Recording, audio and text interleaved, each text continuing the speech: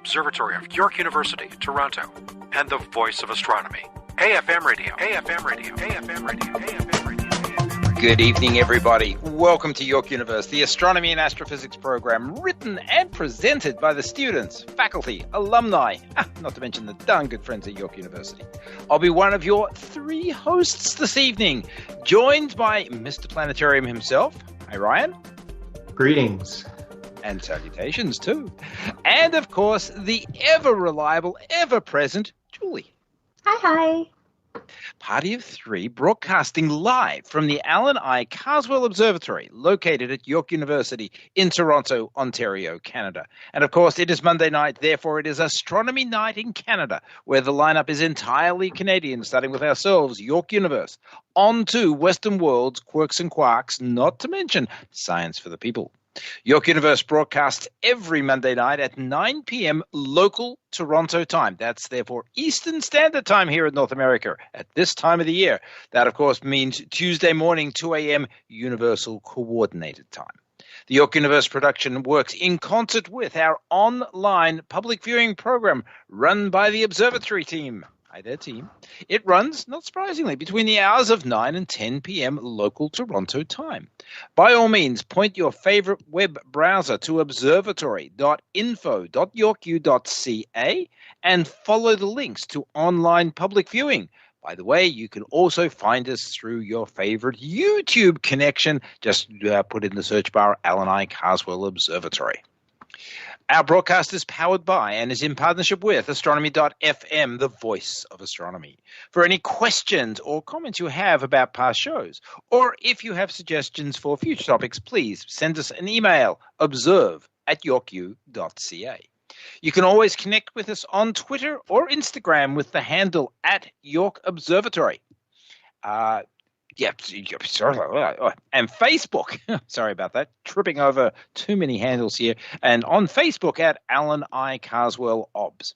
All of our programs are free, but if you'd like to make a donation, see our website, observatory.info.yorku.ca, and look for the big button in the middle of the page. We will be monitoring the chat room as well. We have cloudy skies. In fact, it's been fairly snowy here today, so no live viewing tonight, but lots of wonderful archival images. So, folks, it's 40 days to Christmas, okay? Winter hath arrived. That too. It's funny white stuff on the ground today all over here in King City. That plus the time change, and that's it. Canada has gone into hibernation. For anyone outside of our country, talk to us in March, maybe late March. True enough in many senses. But you know what? It means long, dark nights where I can be observing by 6 o'clock in the evening. I mean, I think that's personally wonderful. What astronomer doesn't like the idea? Yeah, November is not cool. But it's going to get better. I am the forever optimist. Come January, long, cold, clear nights. The mechanical shop people will shudder at the phone ringing with Paul Delaney at the other end. Can you come up and handle cold metal at minus 20 Celsius? No way. How about you, Julie? I'm doing all right.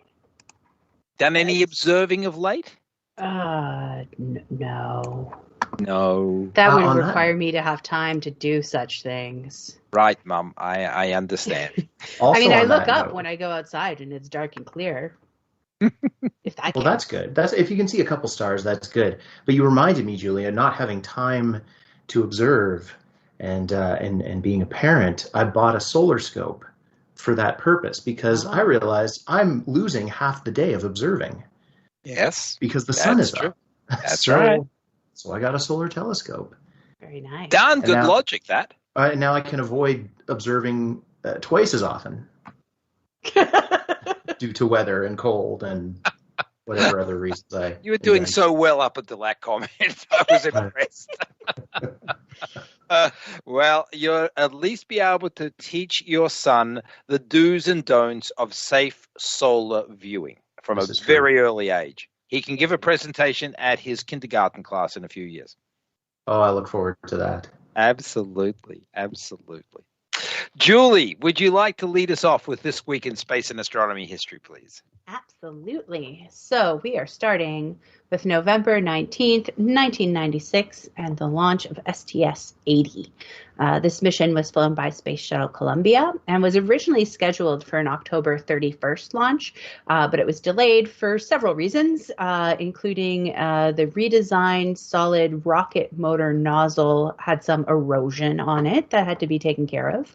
There was a fuel pump failure, and then when everything was ready, there was bad weather for a few days. It was the longest space shuttle flight, lasting 17 days, 15 hours, and 53 minutes. There were 2 spacewalks planned, but they had to be canceled because there were problems with the airlock and the astronauts could not get outside. Some highlights from the mission: they deployed 2 satellites and successfully recovered them once the tasks had been performed. Astronaut Story Musgrave became the only person to fly on all 5 space shuttles. And Musgrave also tied the record for a number of space flights and set a record for being the oldest man in space. Both of those have since been surpassed. The 2 satellites were on repeat visits to space. So they were designed to be released by the Canadarm, do their thing, and then be picked up again. So the first one was the Orbiting and Retrievable Far and Extreme Ultraviolet Spectrometer Shuttle Pallet Satellite 2, or Orpheus-SPAS 2. And Okay, sorry. That is a mouthful. It sure just as an acronym. And it had 6 experiments on board. And then the other facility was the Wake Shield Facility, WSF-3, and that created a vacuum in its wake and was used to study epitaxial film growth, which I had to look up what that meant. It has to do with crystal growth, and it led to the first ever crystalline semiconductor thin films in the vacuum of space. There were a number of other science experiments on board, including the Space Experiment Module, or SEM, and the SEM included Student Research Project, selected to fly to space. And that was the first flight for that program. Among the other experiments conducted were analysis of bacteria growth on food in orbit, crystal growth in space, and the microgravity's effect on a pendulum. Busy mission, whichever way you want to cut it. I did not know, at least I had forgotten is probably a better way of putting it, that we couldn't actually get out of the airlock. That was certainly an unusual problem for the shuttle. Kind of concerning too, right? Like, yeah. What if they had to get out? Exactly right. The only thing I can think of there is that, they were concerned that they were going to end up with a depressurization situation for the rest of the habitat area. So better safe than sorry. So they just didn't bother using the airlock at all. But as you say, very disconcerting. I suppose it's better to be locked inside than outside. True. Very true. Fair enough. That's at least in the interim. But I was thinking about this, and I was curious about how, this is 1996, and they're doing crystal growth and bacteria growth, microgravity on a pendulum. We talk about the space program and how many technologies on Earth have come from the space program. I wonder if there are some examples of that in the last kind of decade, 15 years. I keep meaning to look up something like that because I'm really curious. Don't know. There were so many things that were accomplished, and there were so many things that I've obviously forgotten that they accomplished. I'd have to look it up too. Can't give you an answer just off the top. No worries. I certainly wouldn't ever try to stump you, Paul. You would just put me in my place. But it was just more of a thought as Julie was talking about the different experiments, and those are really fascinating. I wonder what has come from them, because I was thinking of semiconductor thin films, often grown here on Earth, and how much benefit growing them in space was to the research and what that led to. And I'm sure there's a lot of things that I probably don't have the engineering background to either understand or keep tabs on. But I'm certainly very curious about kind of the more recent technological benefits of spaceflight. So that's something I'm going to put a pin in for myself to look up in the future. And of course, sometimes it will be very hard to pin down and say, okay, that particular experiment has really led to the following. More likely that, there are these incremental types of aha moments at these sorts of experiments, and we're referring to crystal growth and so on and so forth, but an aha moment that led to something else that led to another aha moment, and all of a sudden it ends up with a pattern that we might be using in our everyday lives, but nobody ever puts two and two together to conclude that the genesis of that research actually happened in Earth orbit. It's sort of too far back down the science chain for people to automatically associate, yes, this particular breakthrough happened because of activity in orbit. I suppose that's true with science in general these days, right? The growth of scientific knowledge has become so incremental and so precise and diverse subfields now that the big sweeping changes of the 1960s and 70s effect on technology from the space program probably won't be seen again. That'd be my take on most of science. But of course, at some point, for example, if we ever do generate something approaching warp drive, I mean, that will be a big sweeping exclamation mark in the history books. But apart from that, I'm not even convinced that will ever happen. But apart from that, all of the sorts of science that we collectively talk about is very incremental. But the pace of those increments, I would put it to you, have probably increased over the last 20 or 30 years. Yes, indeed. Yeah. And, of course, as a complete piece of trivia, Story Musgrave, I'm going to put that down in my little trivia book here, flying all 5 shuttles. Nobody else ever did that. Yeah. Oh, that's cool. Good. Yeah, very cool. Very cool indeed. Ryan, where would you like to take us? Above and beyond? Not so much. This is more of a personal one that I really wanted to talk about. And I was looking through some old astronomy pictures of the day for the past few years to try and get some ideas for astronomy history. And it called back to a question that a student asked me just last week in a virtual program, a grade 5 student. And they were asking me about eclipses. And we talked a lot about solar eclipses and lunar eclipses, as we're going to hopefully mention later in the show. But the student asked a question about, hey, do eclipses happen with other celestial bodies? And I thought that was really interesting to think about. And I was like, yes, of course, we call them conjunctions, but they happen all the time. And it got me thinking about Mercury and Venus. Now, of course, the last transit of Venus in 2012 was the last that we're going to see in our lifetimes and for a couple of lifetimes. But Mercury, I talked about, and how Mercury will undergo 14 total transits of the sun in this century alone. So much more common than the transit of Venus by virtue of it being much closer to the sun. And so I thought that was really interesting. And this past transit of Venus happened, and here's the historical piece, November 11th of 2019. So just about 2 years ago. And I remember watching it myself on the solar disk. What was really interesting about it was that it was during the most recent minimum in the solar cycle over the past 11 years. And so we didn't really see any sunspots on the solar disk. It was a very calm, quiescent sun. And to have this tiny little dot that is 1/200th the apparent diameter of the sun, it was very easy to pick out Mercury crossing the disk of the sun. And I said to this student, we, as general observers, if you're looking at the sun, you're not going to see anything. You need a solar telescope in order to properly observe it, or at the very least a pinhole camera to take a look at it, even with some difficulty, as it makes its 5.5-hour transit across the solar disk. But still an amazing thing to see. And as I said, this was actually the 4th of Mercury's 14 solar transits that will be happening this century.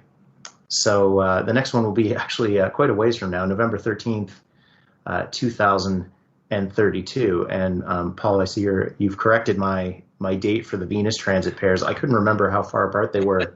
It was 140 years? Is that right? Oh, it's actually only about 110.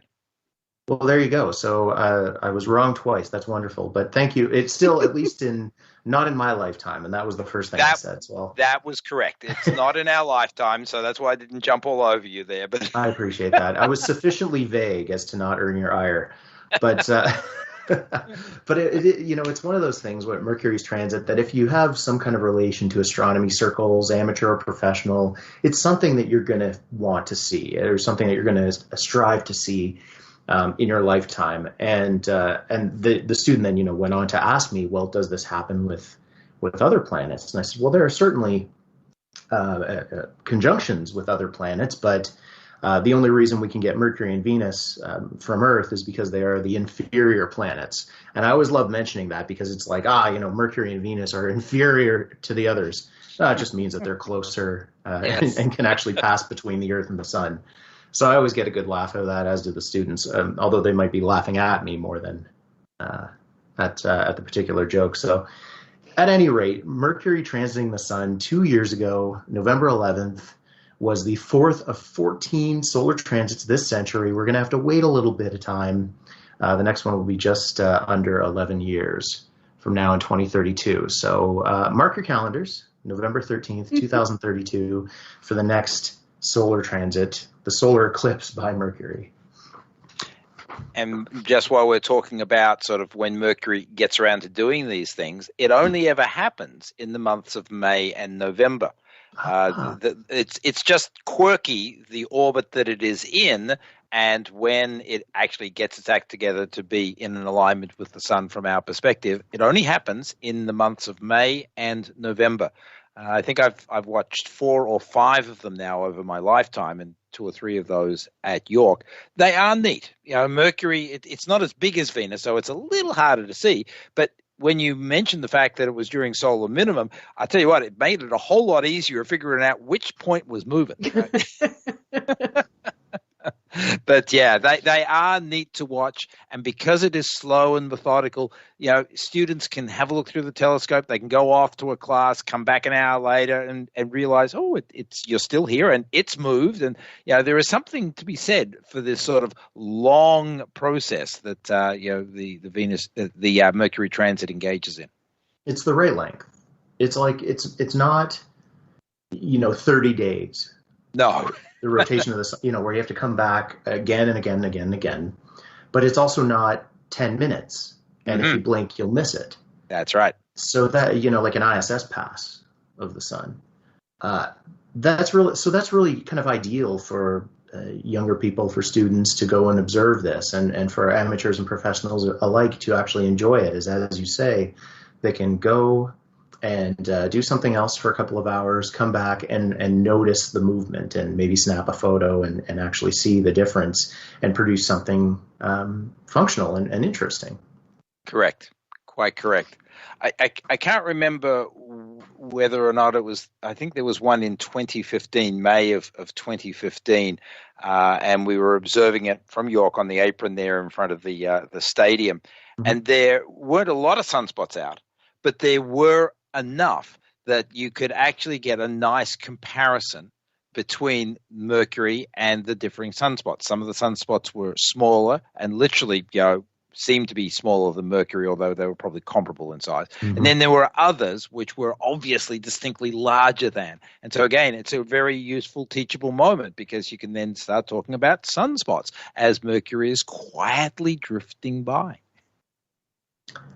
I enjoyed that. I remember that one. I think you're right. I think it was 2015. And I was at the Ontario Science Centre watching it, brought out one of the big Dobsonians that they had, pointed it out the window and showed it to everybody who was walking by. Mm-hmm. So that was a nice one. I've only seen, I think, 2 of them in my life, so I've got some catching up to do, Paul. But well, as you say, mark your calendar for 2031, did you say? 2032. Right. Yeah. Exactly. Bit of a wait this time, but that's okay. Not as long as the Venus wait. So. Oh, heck no. That's for sure. All right. Well, let me take you on a very recent day in history. I toyed with whether or not this was not far enough back in time, but I decided I'd keep it in anyway. Okay, so November 16th last year. So it's literally only a year ago, but it is a year ago. SpaceX's Crew 1 launched to the International Space Station, commencing regular rotation of NASA astronauts launched from U.S. soil.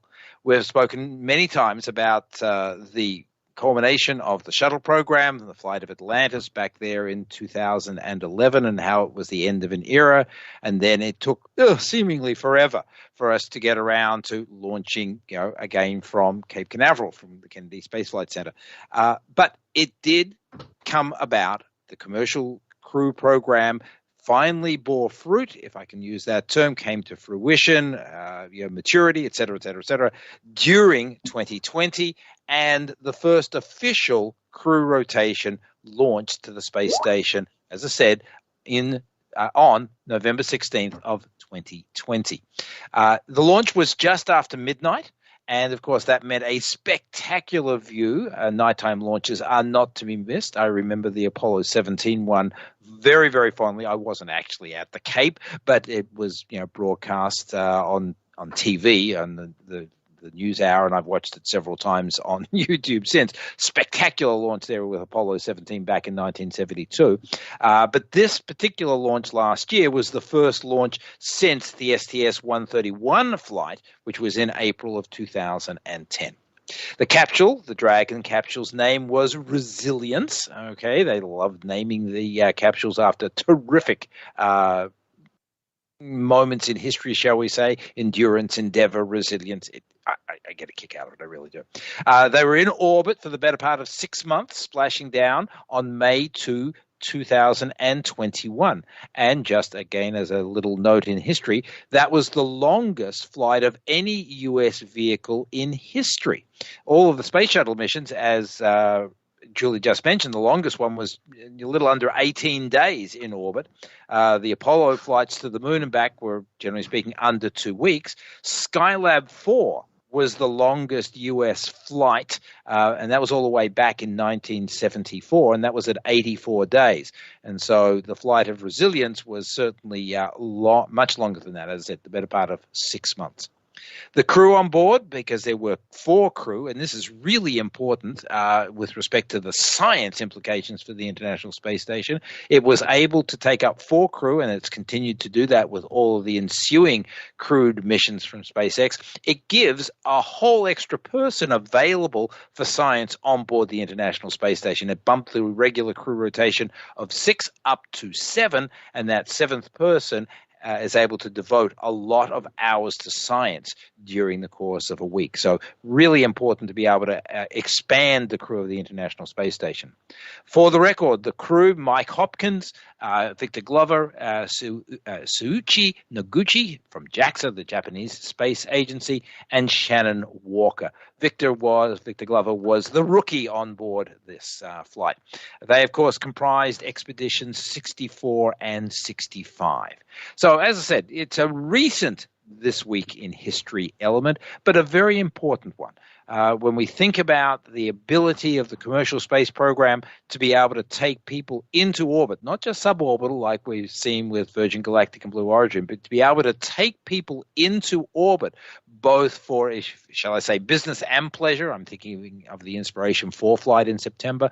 The ability for the commercial space transportation system to be able to take people up to and return them from the International Space Station more or less at will. Very important step as far as our ability to inhabit Earth orbit and potentially beyond Earth orbit to the moon and so on. Very, very important milestone was the Crew 1 mission of November 2020. So, Paul, yes, was ma'am. it in space that long because it was docked? That's right. Yeah, it wasn't active. You're absolutely right. It flew up, and it probably flew up within a day or two. I can't actually remember its transit time to ISS, and then 1 or 2 days at most at the end. So it didn't do a whole lot up there. I mean, it did an important thing. Exactly. The fact that you had the reliability of a vehicle that you had docked at the International Space Station. But even the Apollo capsule that was docked with the Skylab 4, it didn't do a whole lot either. It just hung around for 84 days.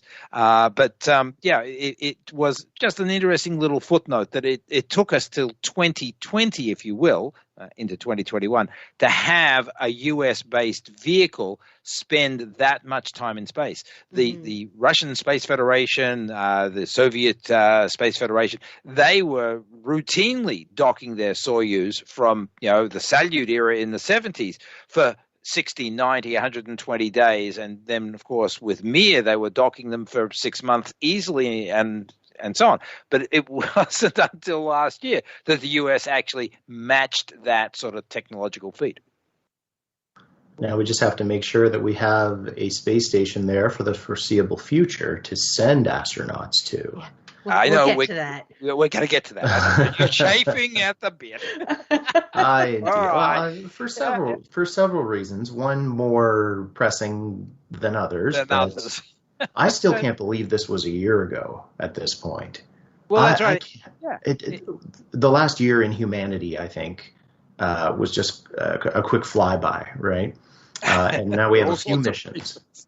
That's right. Well, that's right. Crew 3 launched this past week, right? So, yes. And Crew 4 is, I won't say it's on the threshold, but it's already set in motion for early next year. So, yeah, in a way, it seems like just yesterday. And in other ways, it feels as if SpaceX has been doing this, quote, forever. They haven't been, I know, but it sort of has that strange sort of feel. Just like, it seems like I married my wife yesterday, but it was 41 years ago. I mean, time has strange ways of dealing with the human mind. Okay, one other question. So now there's 7 people living on the ISS, which, if memory serves, that's the crew size it was designed for, correct? Pretty well. All right. So it took 20 years to get up to full occupancy. Yeah. The first 10 years, of course, was the darn thing was being built. It was a really slow building house in that regard. And then, of course, we did also lose Columbia in 2003, and that brought the crew rotation size down for a while because we couldn't go up and back as frequently, and then we lost a couple of resupply missions. So it's had its share of challenges as far as full occupancy is concerned. But yes, it is now at the level that they had envisaged, a little longer getting there than had been planned, and let's hope that it stays that way for the next 4 to 8 years, because it's not clear how much longer the international community, the partners, will actually stay on board. They're committed to 2024. There are good rumors that they'll extend to 2028, but there are no guarantees in that. But nobody talks beyond 2028. So we'll have to see. Julie, keep us rolling, kiddo. Sure thing. November 17th, 2016. And the launch of Soyuz MS-03. So this transported Expedition 50 crew members to the ISS. And these members were Oleg Novitsky of Roscosmos, Thomas Pesquet of ESA, and Peggy Whitney of NASA. It was the 132nd flight of a Soyuz spacecraft. And Peggy Whitson, at 56, became the oldest woman in space on that mission. Novitsky and Pesquet returned to Earth in June of 2017, but Whitson stayed on until September of that year, making her the woman to have spent the most time in space at that point. That record was surpassed by Christina Koch fairly recently, I believe. Whitson has quite the record as an astronaut. She's trained as a biochemist. She was the NASA chief astronaut for a while. Her first flight was with Expedition 5 in 2002. On her second mission, she became the first female commander of the ISS with Expedition 16. In 2017, she became the first female commander of the ISS. She holds the record for the oldest female spacewalker. She spent a cumulative 60 hours, 21 minutes doing EVAs, which is the 5th longest on record. And after retiring from NASA, she joined Axiom Space, a private space company headquartered in Houston, and has been selected to be the commander of Axiom Mission 2, which is a SpaceX Crew Dragon mission that is scheduled to fly next fall. And hence why my comment about SpaceX opening up the doorway to more transportation into and out of Earth orbit. I think it'll be very neat to see Peggy transition from her NASA role into this sort of, private astronaut role. A very accomplished woman. Oh, yeah, absolutely. And when I was researching this, I was thinking, like I could name all the Canadian astronauts. I could maybe name 1 or 2 American astronauts, despite the fact that there are like hundreds of them. And maybe it's because there are hundreds of them. Yes, that's true. Absolutely.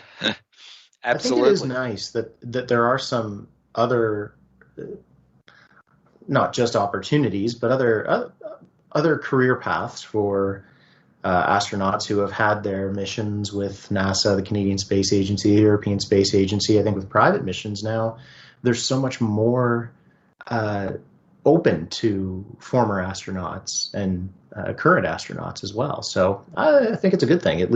It creates more space for new astronauts to come up the ranks as well. And it utilizes the experience that these folks have gathered in their time with NASA, and hopefully that makes the private sector, shall we say, and the private astronauts that much more aware of what they are about to encounter and what they will have to face. Agreed. Truly. Mm-hmm. Absolutely. Nope, really good stuff. Look forward to Peggy's flight next year. A quick tip of the hat to November 16th, 1974, and the Arecibo, rest in peace, radio telescope. It broadcast an interstellar message. Now, we've often been talking about eavesdropping on the universe, trying to listen for signs of extraterrestrial intelligence, the SETI searches and so on.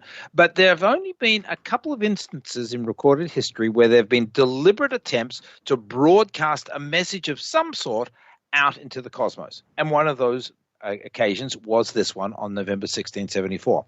I won't say the intended target, but where they were broadcasting towards was the globular cluster Messier Object 13, located in the constellation of Hercules. It's about 25,000 light years away, and they beamed this transmitted signal towards where M13 is today. Now, of course, anybody who's done a little bit of astronomy knows that the universe is in constant motion, that things are in orbit around the center of the Milky Way galaxy. When the signal, traveling at the speed of light, gets out to a 25,000 light-year location, M13 won't be there. So anyway, it's just one of those little faux pas. I don't know whether anybody was really thinking about it, but it sounded good that we were transmitting off to tens of thousands of stars, so as to speak. At any rate, we launched this message out. The message, I often talk about it in class. It's a bona fide message. There's lots of information in there, and I'll give a quick rundown of the sort of stuff that's in there. But anybody who has seen the graphic that encompasses all of this information, I look at it personally and go, you've got to be kidding. How would anybody be able to get this information out of? Anyway, included in this graphic are the numbers from 1 to 10. Oh, that sounds pretty good. The atomic numbers of the elements hydrogen, carbon, nitrogen, oxygen, and phosphorus. Okay. And that makes up, of course, the DNA, the main atoms in the DNA molecule. The formula for the chemical compounds that make up the nucleotides of the DNA molecule. I don't even know those in English, let alone on this diagram. The estimated number of DNA nucleotides in the human genome, and a graphic of the double helix structure of the DNA. Okay, I recognize the double helix in this diagram. Okay, I give them that one. The dimension, physical height of the average man. Okay, it was a little bit sexist, what can I say? And a graphic figure of a human being, all right, more or less, and the human population of the Earth. Oh, no, I don't see that there at all. The graphic of the solar system indicating which of the planets the message is coming from. Yes, Pluto was included as a planet back at that point in time. That will really confuse the historians. And a graphic of the Arecibo radio telescope and its dimensions, the physical diameter, and the transmitting antenna dish. Okay. I'm sorry. This was a really great exercise in I don't know what, because, you can't read that out of this diagram. It's a low resolution image.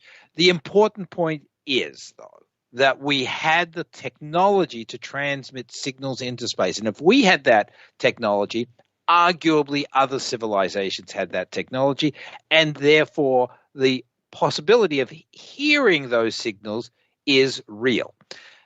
Where do you look? At what frequency do you listen?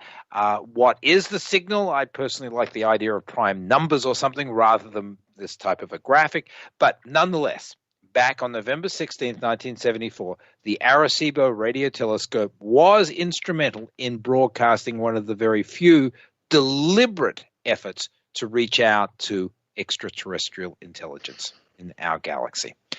Long live the Arecibo Observatory. What I think is really funny about this whole thing is including Pluto as a planet, because either some extraterrestrial race is going to look at this, civilization is going to look at this and say, what they got it wrong. Why is that tiny thing part of this big bell? Not why are they calling that one of the important worlds? And if there turns out to be a ninth planet the size of Neptune farther out, they're going to be like, well, how do we know this is the right system? Solar system. So I think that there's an extraterrestrial intelligence out there who is laughing at us right now because we just haven't mapped our own solar system properly. See, never actually thought of it that way. For me, the funny thing is all this thing about DNA. It's like, please come to Earth, experiment on us. Yeah, see what makes us tick. Yeah, that's right. Confirm you found the right thing by doing medical experiments on us. We're not going to go down that pathway, folks. We really won't. Ryan, finish off our history lesson for the evening, will you? Yeah, of course, with Arecibo, rest in peace. I thought about this story on November 15th, today, in 1988. Arecibo wasn't the first great radio telescope to collapse. The Green Bank, West Virginia 300-foot radio telescope collapsed on this day in 1988. It was a big dish. I mean, a 300-foot giant metal structure. And it luckily nobody was injured. It collapsed onto the building that housed all of its control mechanisms.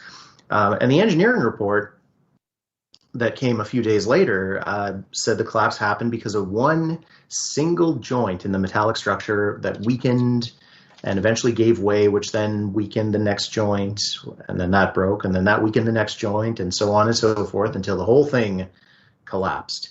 It's funny how that happens, right? But when you have something that big and that heavy, its structure is what keeps it strong.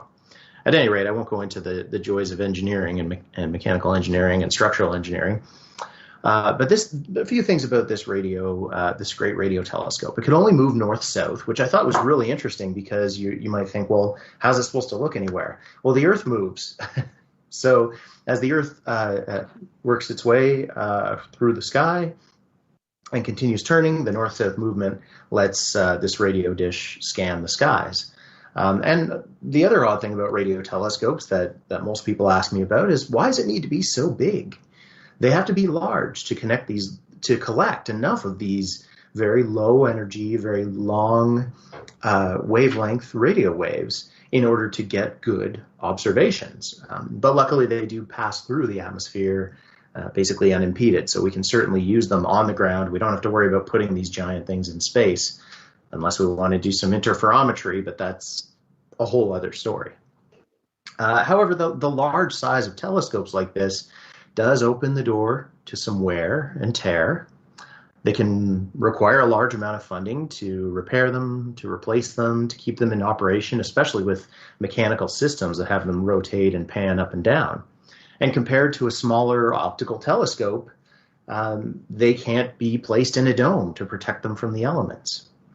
Now, in this particular case with the Green Bank telescope, after it collapsed, the first question is, well, can we replace it? That takes a lot of money. And sometimes when these terrible events happen, the money that is just not expected to come out to replace something like this just doesn't come out. However, the two senators of West Virginia at the time really fought to save the observatory. One in particular, Senator Robert Byrd, eventually did help to find funding for a 328-foot replacement dish that was named in his honor and still operates today. And they even upgraded it so that it could move not just north-south, but east-west as well to aim at particular targets. And so Green Bank, West Virginia, still has a great 328-foot radio telescope. And it does remind us that Arecibo was not the first to have a really terrible collision. However, we're still mourning its loss, having been a lot more recent. But this is what happens to radio dishes sometimes. And it is part of our search through the cosmos. And we need big dishes to do it. So we got to be pretty careful with building them. There certainly are a large number of big diameter radio dishes around the planet. But of course, that said, we've now become very cunning, very ingenious. Think of the Atacama array. It's got a lot of much smaller elements cast out over a much larger area. And it, of course, is doing some phenomenal research. We need the big and the small. Is the bottom line to it. There are a number of ways to examine the information that's coming to us from the night sky. It's not a one telescope size fits all research endeavors. So, yeah, I'm glad that we were able to replace Greenbelt. The question is, will we actually be able to replace Arecibo? There's been some suggestions that it would be replaced, but I haven't seen a groundswell, shall we say, to bring it back. No, I mean, it's hard because FAST just opened in China. What was that, 2 years ago now? Yeah, close enough. So what's that, half a kilometer in diameter? That is unbelievable. And now, granted, it's not moving. It's just, it's a transit instrument. Yeah, exactly. Wherever the Earth is pointing, it's looking. But to be able to look at great depth. So, and you're right about, some of the arrays.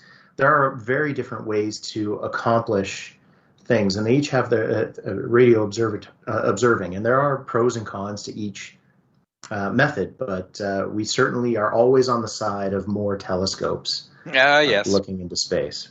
Are we biased? Yes, but we accept that fact, and we give that in the disclaimer to all of our listeners. Yes. We are absolutely biased, and you should be too. All the telescopes. Yes, exactly. Folks, you're listening to York Universe, the weekly broadcast of astronomy and astrophysics out of the Alan I. Carswell Observatory here from York University in Toronto, Ontario, Canada. Ryan, Julie, myself, Paul, keeping you company through this week in space and astronomy history.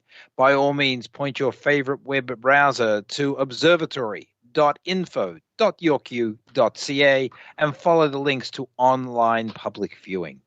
Speaking of following that link and other activities out of the Alan I. Carswell Observatory, Wednesday night's Teletube. This is Telescope YouTube. By all means, join the observatory team as they meander through the universe, sometimes speaking with people, often looking through our 1 meter telescope. That's every Wednesday night from 7:30 till 8:30. Again, find your favorite web browser and open up YouTube and do a search for Alan I. Carswell Observatory. And you'll see all of the information there, past issues, past shows, and so on. Right. Well, we've got a couple of newsy items to bring your way. Julie, would you like to lead us? Yes, absolutely. Apologies for my notification to go to bed. Is that what? I felt immediately tired when I heard that. Okay, please stay awake for the next 20 minutes, okay? Absolutely. Thank got you. My right, word. okay. All right, on with the news. So fungi were able to absorb radiation on the ISS. So could astronauts grow their own radiation shielding in space? All right, so as you know, one of the biggest challenges to overcome as we send humans into space is to have effective radiation shielding. On Earth, the magnetosphere protects us, and the ISS is close enough to Earth to still partially benefit from that. And so we've had astronauts stay up there for up to a year. Over 1 year, the average person is dosed by about 2.6 millisieverts of radiation. And astronauts on the ISS are exposed to about 144 millisieverts.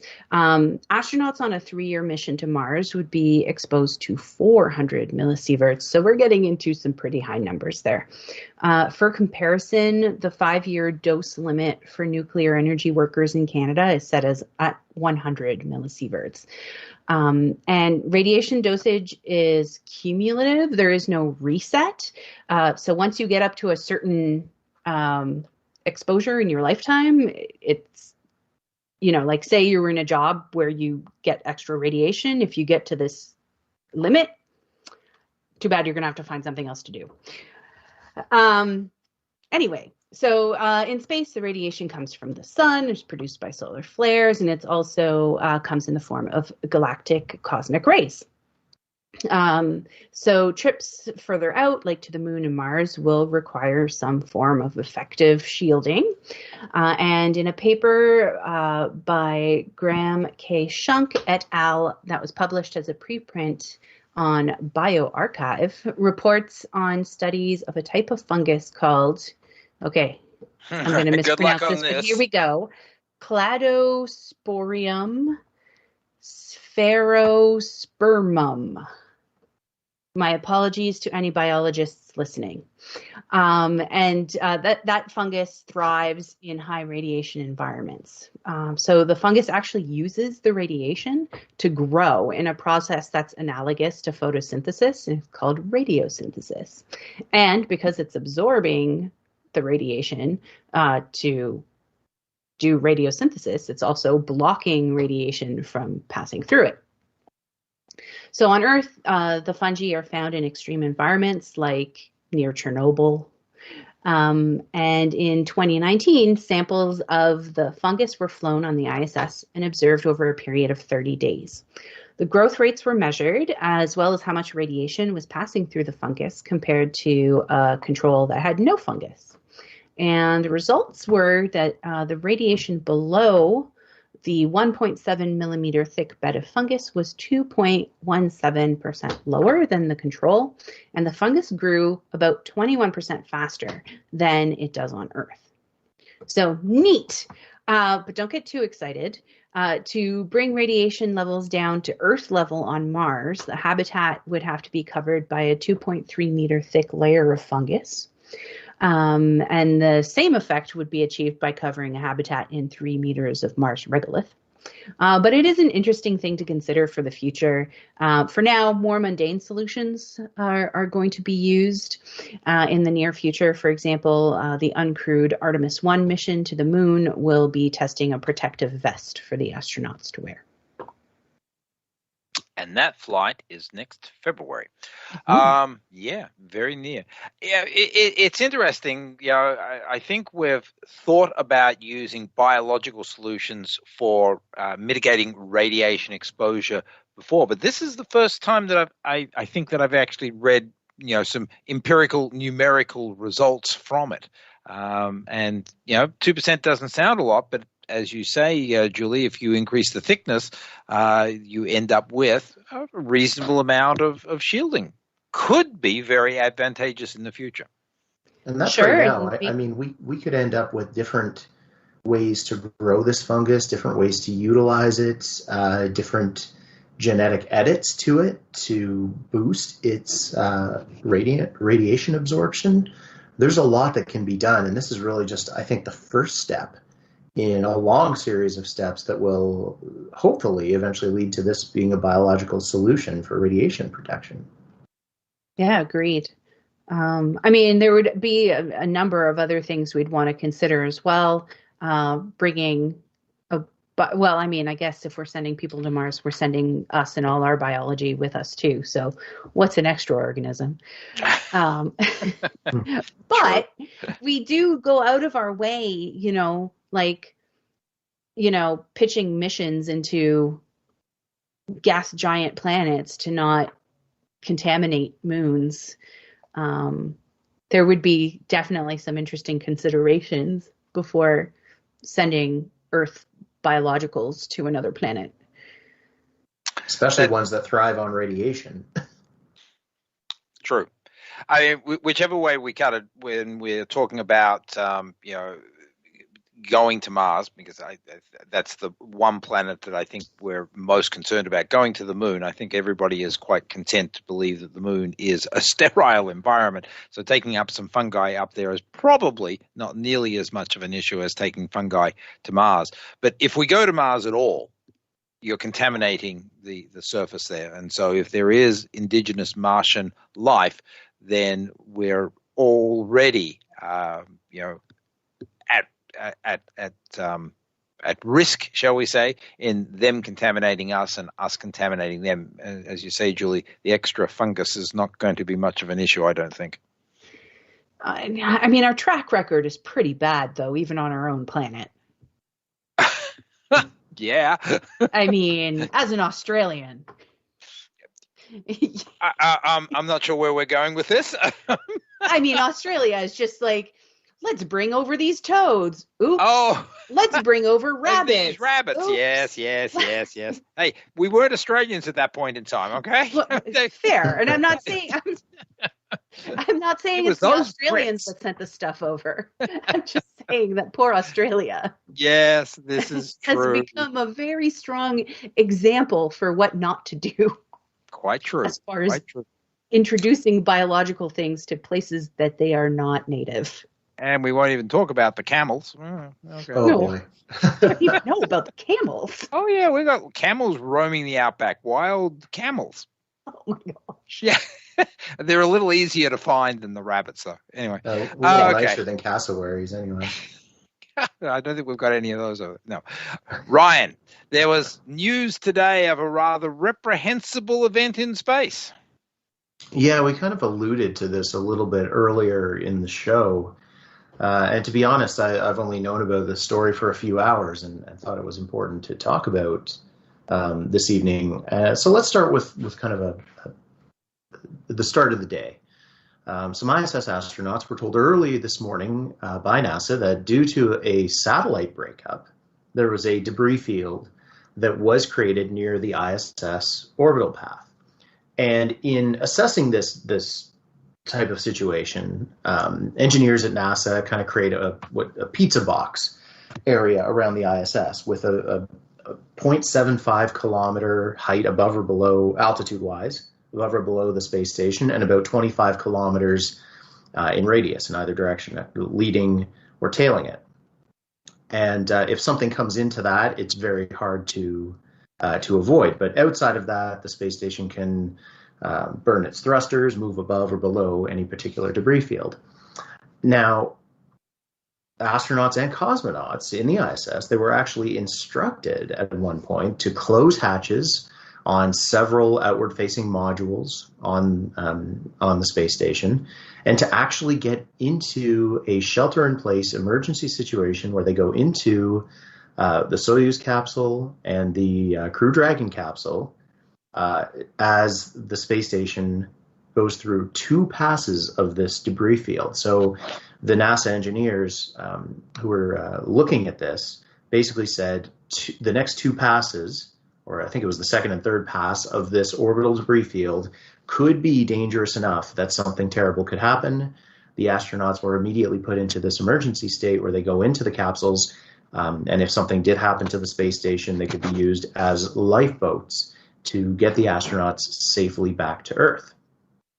Now, as time went on throughout the day, the cause of this giant debris field was revealed to be a Russian anti-satellite test taken against one of their own and outdated satellites. So it was a test by the Russians to see if they could destroy a satellite. And they chose one of their own, sure. But this satellite, called Cosmos 1408, which doesn't operate anymore, very outdated, it weighs about 4,400 pounds and is orbiting about 485 kilometers above the Earth, so not far from the orbital altitude of the space station. Well, this explosion, this anti-satellite test, created a debris field of over 1,500 pieces of trackable debris. That doesn't count the likely thousands of smaller pieces that can't be tracked in this giant expanding debris cloud. And so the now, of course, is very dangerous. The astronauts had to shelter in place. Luckily, nothing serious seemed to have come of it, thankfully, especially since not only were there American and European astronauts on board, that there were actually Russian cosmonauts on board. And so although it's dangerous today, it's also dangerous for the foreseeable future, as this cloud of debris is going to continue orbiting the Earth as it expands. It can pose a risk to the space station, to China's Tiangong space station, and to future launches that now have to plan for this extra debris field in orbit, in a very useful orbital space. And so it was just really interesting to see how this unfolded. And I want to read the statement from Bill Nelson, who is the current NASA administrator, part of his statement. "I am outraged by this irresponsible and destabilizing action. With its long and storied history in human spaceflight, it is unthinkable that Russia would endanger not only the American and international partner astronauts on the ISS, but also their own cosmonauts. Their actions are reckless and dangerous, threatening as well the Chinese space station and the taikonauts on board." So very, very strong words from NASA. And this story has just unfolded today. So we'll have to see kind of what happens, what comes of it in the coming days. But one thing that is for sure is that there is now a new cloud of debris, over 1,500 pieces of trackable debris now to consider in future launches and future orbit paths of the space station.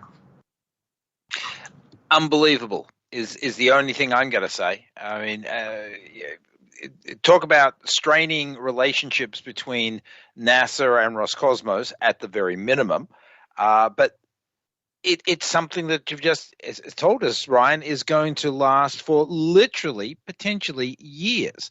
And that debris, of course, is not just a threat to the International Space Station, but low Earth orbit is a really busy place. Unbelievable. I don't know what it's going to mean in the future. I mean, it's certainly just the implication of something like this from a partner nation of the ISS. It's in such a reckless, endangering act. What's the point? It probably also tells us that Roscosmos likely didn't know very much about what was happening.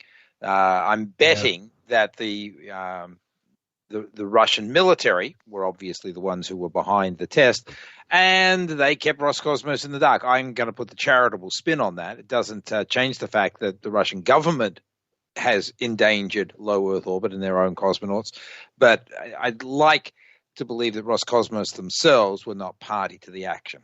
Well, I mean, they are, because even if they don't know about it, they are part of the Russian government.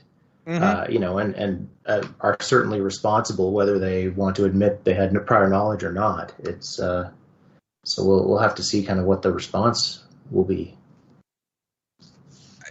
I can't imagine. I mean, they're going to say that they've got their own rights to defend and they're sovereign and so on and so forth. I can see this becoming just a political football. But as I say, reprehensible. We've all spoken about space debris for years, and to think that this has actually happened, very sad. I'm going to call a halt to it there, folks, because we could chat about this for quite a while, but I wanted to make sure that we got it in. Just a quickie note to everybody, this coming Friday morning from 2:15 in the morning till 5:45, there is a near total lunar eclipse that's visible across almost all of North America. Maximum eclipse obscuration is at 4:09 in the morning, 97%. You'll get all of the good stuff of the eclipse, but you won't see full totality. Anyway, so that's this coming Friday morning here in North America. You've been listening to York Universe, the weekly broadcast of astronomy and astrophysics out of the Alan I. Carswell Observatory. Ryan, Julie, myself, keeping you company on this Monday night, Astronomy Night in Canada. Stay tuned for Quirks and Quarks.